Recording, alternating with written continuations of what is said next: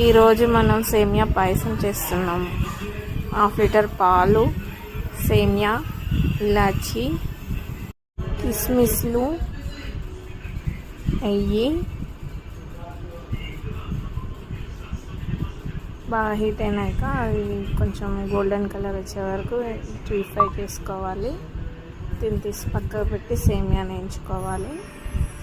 సేమియా కూడా కొంచెం గోల్డెన్ కలర్ వచ్చినాక తీసేయాలి. అన్నీ తీసి పక్కకు పెట్టేసి ఇప్పుడు పాలు మరుగుతున్నాయి కదా, అందులోకి షుగర్ యాడ్ చేయాలి. షుగర్ సరిపోయినంత వేసుకోవాలి. తర్వాత కొంచెం బాయిల్ అయినాక సేమియాని తీసుకొని అన్నీ అందులో వేసేసేయాలి. తర్వాత ఇలాచీని కొంచెం చించేసి వేయాలి. వేసిన ఒక 5 minutes అలా బాయిల్ చేసి అది కొంచెం సేమియా ఉడికింది అన్నప్పుడు మనం స్టవ్ ఆఫ్ చేసుకోవాలి. నా దగ్గర బాదం అవన్నీ లేవు కాబట్టి నేను నార్మల్గా చేశాను. మీ దగ్గర కాజు బాదం ఉంటే వేసుకోండి.